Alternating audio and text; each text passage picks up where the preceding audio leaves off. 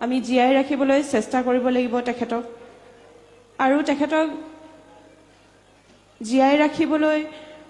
চেষ্টা কৰাৰ অন্যতম এটি প্ৰচেষ্টা বুলি মই এই অনুষ্ঠানটিক ভাবোঁ তাৰ বাবে ধন্যবাদ জনাইছোঁ চিৰকৃতজ্ঞ হৈ থাকিম এই অনুষ্ঠানটি আয়োজন কৰাৰ বাবে আচলতে মানুহজন খুব সহজ সৰল আছিল সাধাৰণ মানুহখিনিৰ মাজত থাকি খুবেই ভাল পাইছিল জাক জমকতা কেতিয়াও বিচৰা নাছিল মানুহজনে যিসকলে তেখেতক পাইছে সেইসকলে হয়তো জানে এই ৰাইজৰ মাজত থাকিয়ে এই খাটি খোৱা অসমীয়া মানুহখিনি সুখিত নিষ্পেষিত মানুহখিনিৰ বাবে তেখেতে গীত গাবলৈ পালে খুবেই সুখী অনুভৱ কৰিছিল যিয়েই গান নাগাওক লাগিলে ৰোমেণ্টিক গান হওক বিহু গীত হওক বিহু নাম হওক কিন্তু জাতি মাটিৰ বাবে বছৰটোত তেখেতে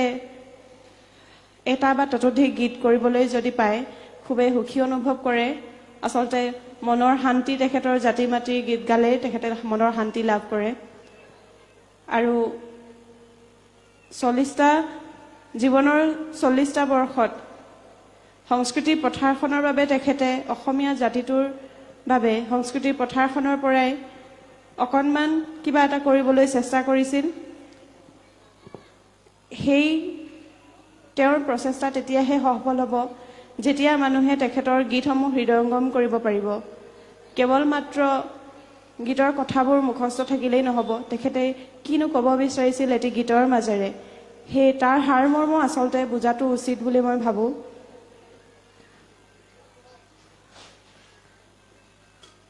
আৰু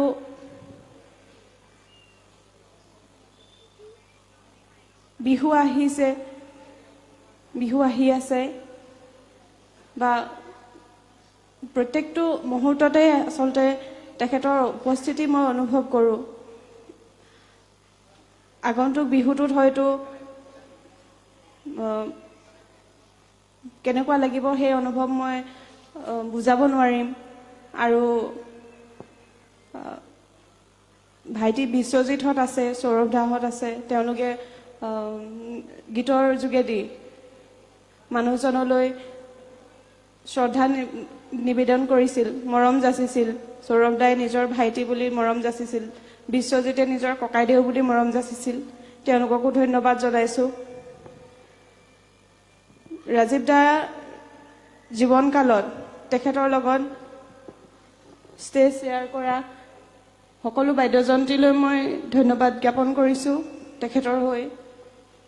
বহু বছৰ তেওঁলোকে মানুহজনৰ লগত বাদ্যসংগত কৰি আহিছিল মই কেতিয়াও ভবা নাছিলোঁ এনেকুৱা এটা দিন আহিব যিটো দিনত মই তেখেতৰ সুৰণৰ অনুষ্ঠানত এনেকৈ আহিবলৈ পাম বুলি কেতিয়াও ভবা নাছিলোঁ আৰু নিবিচাৰিছিলোঁ আচলতে যি কি নহওক আজি এই অনুষ্ঠানটোত আহিবলৈ পাই ৰাইজক দেখি মোৰ ভালো লাগিছে মনত যথেষ্ট সাহস পাইছোঁ আগন্তুক দিনতো আপোনালোকৰ এনে মৰম আমি আশা কৰোঁ আমাৰ ল'ৰাটোক ডাঙৰ কৰিবলৈ যথেষ্ট সাহসৰ প্ৰয়োজন হ'ব আমাক সেই সাহস যাতে আমাক আগন্তুক দিনতো দি যায় ইয়াকে কৈ মোৰ বক্তব্য সামৰণি মাৰিছোঁ ধন্যবাদ জয় আই অসম আমি ধন্যবাদ জ্ঞাপন কৰিছোঁ শ্ৰদ্ধাৰ উপাসনা বকলিয়াল আচলতে আমি ৰাজীৱ শদিয়া গণশিল্পী ৰাজীৱ শদিয়া আমাৰ মাজত সদায়ে থাকিব আজিও আছে তেখেতে যিবিলাক অৱদান আমালৈ দি থৈ গৈছে চিৰসেউজ সেইবিলাক চিৰসেউজ অৱদান আৰু আমি সকলোৱে গণশিল্পীগৰাকীৰ সন্মান জনাই আগন্তুক দিনত আমি তেখেতৰ সৃষ্টিৰাজিক আগবঢ়াই লৈ যাব লাগিব আৰু তাৰে এটা উদাহৰণ আমাৰ এই অনুষ্ঠান আমি পৰৱৰ্তী পৰ্যায়তো সন্মানীয় গণশিল্পীগৰাকীৰ সোঁৱৰণত আমি অনুষ্ঠান কৰি যাম নৱপ্ৰজন্মক আমি উৎসাহিত কৰি যাম যাতে উপাসনা বকলিয়ালে কোৱা অনুসৰি ৰাজীৱ শদিয়াৰ সৃষ্টিৰাজিক হৃদয়ংগম কৰিব পৰাকৈ আমি নৱপ্ৰজন্মক প্ৰস্তুত কৰি তুলিব লাগিব তেখেতসকল একোগৰাকী ৰাজীৱ শদিয়া হ'ব লাগিব ৰাজীৱ শদিয়াৰ অনুকৰণ কৰিব লাগিব। আগন্তুক দিনত ৰাজীৱ শদিয়াক এনেকৈ আমি আমাৰ মাজত জীয়াই ৰাখিম। আমি আজি অনুষ্ঠানত উপস্থিত থকাৰ বাবে আমি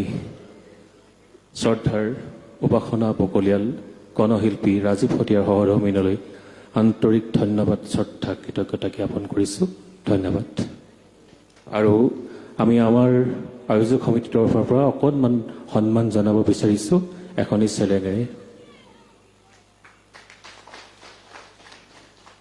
উপাসনা বকলিয়ালক সন্মানেৰে আমাৰ মঞ্চৰ পৰা আসনাধিষ্ঠিত কৰিবলৈ অনুৰোধ জনাইছোঁ। আৰু পৰৱৰ্তী কাৰ্যসূচীলৈ আগবাঢ়ি যাব বিচাৰিছোঁ। আমি প্ৰাৰম্ভিকতে আমাৰ মাজত উপস্থিত ভালেমান সময় হ'ল